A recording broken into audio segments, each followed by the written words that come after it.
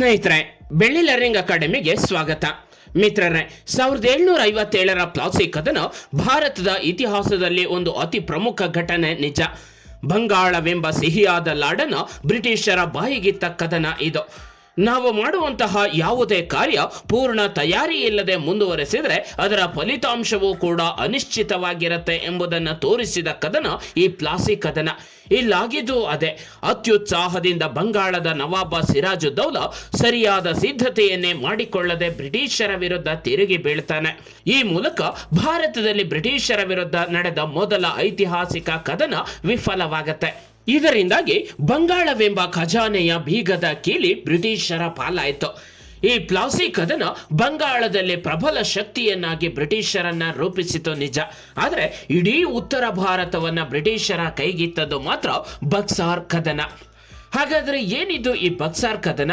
ಇಡೀ ಭಾರತದಲ್ಲಿ ಬ್ರಿಟಿಷರನ್ನ ಅನಭಿಷಕ್ತ ದೊರೆಗಳಾಗಿ ಮೆರೆದಾಡುವಂತೆ ಮಾಡಿದ ಈ ಬಕ್ಸಾರ್ ಕದನಕ್ಕೆ ಕಾರಣಗಳೇನು ಮತ್ತು ಈ ಬಕ್ಸಾರ್ ಕದನದ ನಂತರ ಭಾರತದಲ್ಲುಂಟಾದ ಬದಲಾವಣೆಗಳೇನು ಎಂಬುದರ ಬಗ್ಗೆ ಇಂದಿನ ಸಂಚಿಕೆಯಲ್ಲಿ ನೋಡೋಣ ಬನ್ನಿ.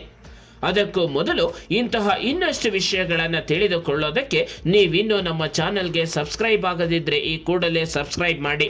ಹೊಸ ವಿಷಯಗಳ ನೋಟಿಫಿಕೇಶನ್ಗಾಗಿ ಬೆಲ್ ಬಟನ್ ಕ್ಲಿಕ್ ಮಾಡಿ.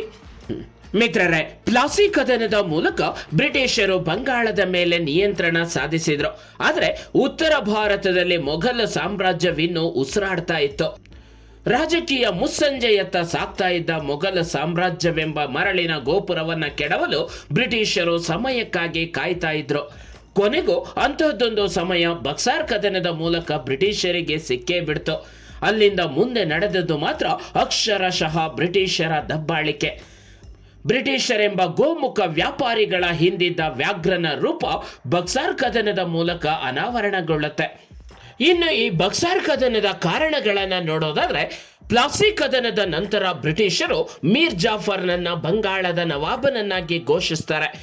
ಬ್ರಿಟಿಷರ ಧನದಾಹಿತ್ವವನ್ನ ತೀರಿಸೋದಕ್ಕೆ ಮೀರ್ ಜಾಫರ್ನಿಗೆ ಸಾಧ್ಯವಾಗೋದಿಲ್ಲ. ಮೀರ್ ಜಾಫರ್ ಒಬ್ಬ ಅಸಮರ್ಥನೆಂದು ಬಿಂಬಿಸಿ ಅವನನ್ನ ಪದಚ್ಯುತಿಗೊಳಿಸಿ ಆತನ ಸ್ಥಾನಕ್ಕೆ ಅವನ ಅಳಿಯನಾದ ಮೀರ್ ಕಾಸಿಂನನ್ನ ಬಂಗಾಳದ ನವಾಬನನ್ನಾಗಿ ಮಾಡಲಾಗತ್ತೆ. ಮೀರ್ ಖಾಸಿಂ ತನ್ನ ಮಾವನಂತೆ ಬ್ರಿಟಿಷರ ಕೈಗೊಂಬೆಯಾಗಿರಲಿಲ್ಲ. ಇವನೊಬ್ಬ ಸಮರ್ಥ ಆಡಳಿತಗಾರನಾಗಿರ್ತಾನೆ. ಈ ಹಿಂದೆ ಬ್ರಿಟಿಷ್ ಈಸ್ಟ್ ಇಂಡಿಯಾ ಕಂಪನಿಗೆ ನೀಡಲಾಗಿದ್ದ ದಸ್ತಕಗಳ ದುರುಪಯೋಗವನ್ನ ಪರಿಶೀಲನೆ ನಡೆಸಿ ಬಂಗಾಳದಲ್ಲಿನ ಎಲ್ಲ ವ್ಯಾಪಾರವನ್ನ ಸುಂಕ ಮುಕ್ತಗೊಳಿಸ್ತಾನೆ. ಇನ್ನು ಮುಂದೆ ಬಂಗಾಳದಲ್ಲಿ ಸ್ಥಳೀಯ ವ್ಯಾಪಾರಿಗಳು ಕೂಡ ತೆರಿಗೆಯನ್ನ ನೀಡಬೇಕಾಗಿಲ್ಲ ಅಂತ ಘೋಷಣೆ ಹೊರಡಿಸ್ತಾನೆ. ಇದರಿಂದ ಬ್ರಿಟಿಷರಿಗೆ ವ್ಯಾಪಾರದಲ್ಲಿ ಭಾರಿ ನಷ್ಟ ಉಂಟಾಗತ್ತೆ. ತನ್ನ ರಾಜಧಾನಿಯನ್ನ ಮುರ್ಷಿದಾಬಾದ್ನಿಂದ ಮಾಂಘೈರ್ಗೆ ಬದಲಾಯಿಸ್ತಾನೆ. ತನ್ನನ್ನು ತಾನು ಇನ್ನು ಮುಂದೆ ಸ್ವತಂತ್ರ ರಾಜನೆಂದು ಘೋಷಣೆ ಮಾಡಿಕೊಳ್ತಾನೆ. ಇಷ್ಟು ಸಾಕಾಗಿತ್ತು ಬ್ರಿಟಿಷರಿಗೆ ನವಾಬನನ್ನ ವಿರೋಧಿಸೋದಕ್ಕೆ. ಅವರು ಮೀರ್ ಕಾಸಿಂನನ್ನ ಅಧಿಕಾರದಿಂದಿಳಿಸಿ ಮತ್ತೆ ಆತನ ಮಾವ ಮೀರ್ ಜಾಫರ್ನನ್ನೇ ಬಂಗಾಳದ ನವಾಬನನ್ನಾಗಿ ನೇಮಕ ಮಾಡಿದ್ರು. ಬಂಗಾಳದ ನೆಲದಲ್ಲಿ ಬ್ರಿಟಿಷರು ಈ ರೀತಿ ಚದುರಂಗದಾಟ ಆಡೋದು ಮೀರ್ ಕಾಸಿಂನಿಗೆ ಸುತಾರಾಮ್ ಇಷ್ಟವಾಗಲಿಲ್ಲ. ಈ ಬ್ರಿಟಿಷರ ಕುಟಿಲತೆಯ ನರಿತಿದ್ದ ಮೀರ್ ಕಾಸಿಂ ಬ್ರಿಟಿಷರ ವಿರುದ್ಧ ಸಂಘಟನಾತ್ಮಕ ಹೋರಾಟಕ್ಕೆ ಮುಂದಾಗ್ತಾನೆ. ಬಂಗಾಳದಿಂದ ಬ್ರಿಟಿಷರನ್ನ ಹೊರಹಾಕುವ ಪ್ರಯತ್ನದಲ್ಲಿ ಮೀರ್ ಕಾಸಿಂ ಔದ್ನ ನವಾಬ ಶುಜಾ-ಉದ್-ದೌಲಾ ಮತ್ತು ಮೊಘಲ್ ಚಕ್ರವರ್ತಿ 2ನೇ ಶಾ ಆಲಂ ಜೊತೆಗೆ ಮೈತ್ರಿ ಮಾಡಿಕೊಳ್ತಾನೆ. ಜೊತೆಗೆ ಭಾರತೀಯ ವ್ಯಾಪಾರಿಗಳು ಮತ್ತು ವಿವಿಧ ಕಸುಬುದಾರರು ಆತನ ಬೆಂಬಲಕ್ಕೆ ನಿಲ್ತಾರೆ. ಈ ತ್ರಿಮೈತ್ರಿಕೂಟದ ನಾಯಕತ್ವವನ್ನ ಮೊಘಲ್ ಸಾಮ್ರಾಟನಾಗಿದ್ದ 2ನೇ ಶಾ ಆಲಂ ವಹಿಸಿಕೊಳ್ತಾನೆ. ಮೈತ್ರಿಕೂಟದ ಸೇನಾ ಬಲ ಸುಮಾರು 40,000 ದಾಟಿತ್ತು. ಕೇವಲ 17,000 ಪಡೆಯನ್ನ ಹೊಂದಿದ್ದ ಬ್ರಿಟಿಷ್ ಸೇನೆಯ ಮುಂದೆ ಇದು ದೊಡ್ಡದಾಗಿ ಕಾಣ್ತಿತ್ತು. ಆದರೆ ಮೈತ್ರಿಕೂಟದಲ್ಲಿ ವೃತ್ತಿಪರ ಸೈನಿಕರಿರಲಿಲ್ಲ. ತರಬೇತಿ ಮತ್ತು ಶಿಸ್ತಿನ ಕೊರತೆ ಎದ್ದು ಕಾಣ್ತಿತ್ತು. ಜೊತೆಗೆ ಹಿಂದಿನ ಅನೇಕ ಸೈನಿಕ ಕಾರ್ಯಾಚರಣೆಗಳಲ್ಲಿ ಭಾಗಿಯಾಗಿದ್ದ ಅನುಭವಿ ಹೆಕ್ಟರ್ ಮನ್ರೋ ಬ್ರಿಟಿಷ್ ಪಡೆಗಳ ನೇತೃತ್ವವನ್ನು ವಹಿಸಿಕೊಂಡಿದ್ದ. ಫೀಲ್ಡ್ ಗನ್ಗಳು ಮತ್ತು ಫಿರಂಗಿಗಳು ಸೇರಿದಂತೆ ಮುಂದುವರೆದ ಶಸ್ತ್ರಾಸ್ತ್ರಗಳ ಬಳಕೆ ಬ್ರಿಟಿಷರಿಗೆ ವರದಾನವಾಯಿತು. ಅಂತಿಮವಾಗಿ ಬಂಗಾಳದ ಕರಾಳ ಇತಿಹಾಸದ ಆರಂಭಕ್ಕೆ ಮುಹೂರ್ತ ಫಿಕ್ಸ್ ಆಗೇ ಬಿಡ್ತು. ಆ ದಿನವನ್ನ ಭಾರತೀಯರಾದ ನಾವುಗಳೆಂದಿಗೂ ಮರಿಬಾರದು. ಇಡೀ ಭಾರತವೆಂಬ ಅಕ್ಷಯ ಪಾತ್ರೆಯನ್ನ ಯಾವುದೇ ಷರತ್ತುಗಳಿಲ್ಲದೆ ಬ್ರಿಟಿಷರ ಹಸ್ತಗಳಿಗೆ ಹಸ್ತಾಂತರಿಸಿದ ದಿನ ಅದು.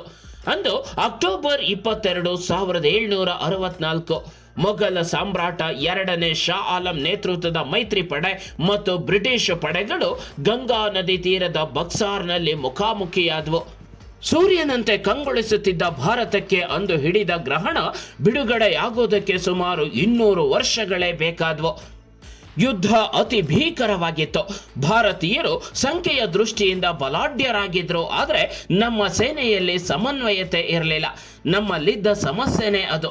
ನಾವು ಯಾವತ್ತೂ ವಿದೇಶಿ ಶಕ್ತಿಗಳ ವಿರುದ್ಧ ಒಗ್ಗಟ್ಟಾಗಿ ಹೋರಾಡಲೇ ಇಲ್ಲ. ಮೈತ್ರಿಕೂಟದೊಳಗೆ ಇದ್ದ ವಿಭಿನ್ನ ಬಣಗಳು ಒಟ್ಟಾಗಿ ಕೆಲಸ ಮಾಡಲು ಹೆಣಗಾಡಿದ್ವು. ಜೊತೆಗೆ ಬ್ರಿಟಿಷ್ ಪಡೆಗಳ ಫಿರಂಗಿಗಳ ಪರಿಣಾಮಕಾರಿ ಬಳಕೆ ಯುದ್ಧ ಭೂಮಿಯಲ್ಲಿ ಮೈತ್ರಿ ಪಡೆಗಳ ಲೆಕ್ಕಾಚಾರಗಳನ್ನು ಬುಡಮೇಲು ಮಾಡಿದ್ವು. ಯುದ್ಧದ ಅಂತ್ಯದ ವೇಳೆಗೆ ಬ್ರಿಟಿಷರು ವಿಜಯಶಾಲಿಗಳಾಗಿ ಹೊರಹೊಮ್ಮಿದ್ರು. ಬಂಗಾಳದ ನೆಲ ಇನ್ನೊಂದು ಘನಘೋರ ರಕ್ತಪಾತಕ್ಕೆ ಸಾಕ್ಷಿಯಾಯಿತು. ಒಕ್ಕೂಟ ಪಡೆಗಳು ಭಾರೀ ಸಾವು ನೋವುಗಳನ್ನು ಅನುಭವಿಸಿದ್ವು. ಭಾರತೀಯ ಒಕ್ಕೂಟ 2,000ಕ್ಕೂ ಹೆಚ್ಚು ಜನರನ್ನ ಕಳ್ಕೊಂಡ್ರೆ ಬ್ರಿಟಿಷ್ ಪಡೆ 289 ಮಂದಿ ಸೈನಿಕರನ್ನ ಕಳ್ಕೊಳ್ಬೇಕಾಯ್ತು. 499 ಜನ ಬ್ರಿಟಿಷ್ ಸೈನಿಕರು ಗಾಯಗೊಳ್ಳುತ್ತಾರೆ. ಈ ಯುದ್ಧ ಭಾರತೀಯರ ದೌರ್ಬಲ್ಯವನ್ನ ಮತ್ತೊಮ್ಮೆ ಜಗತ್ತಿನ ಮುಂದೆ ಅನಾವರಣಗೊಳಿಸುತ್ತೆ. ಬಕ್ಸಾರ್ ಕದನ ಭಾರತೀಯ ರಾಜಕೀಯ ವ್ಯವಸ್ಥೆಯಲ್ಲಿ ಮಹತ್ತರ ಬದಲಾವಣೆಯನ್ನುಂಟು ಮಾಡಿತು. ಒಂದು ಕಡೆ ಮೀರ್ ಕಾಸಿಂ ಯುದ್ಧದಲ್ಲಿ ಸೋತು ಪಲಾಯನ ಮಾಡಿದರೆ, ಇನ್ನೊಂದು ಕಡೆ ಮೊಘಲ ಸಾಮ್ರಾಟ 2ನೇ ಶಾ ಆಲಂ ಶರಣಾಗತನಾಗ್ತಾನೆ. ಒಟ್ಟಾರೆ ಈ ಬಕ್ಸಾರ್ ಕದನ ಬ್ರಿಟಿಷರನ್ನ ಭಾರತದಲ್ಲಿ ಪ್ರಶ್ನಾತೀತರನ್ನಾಗಿಸಿದ್ದು ಮಾತ್ರ ನಿಜ.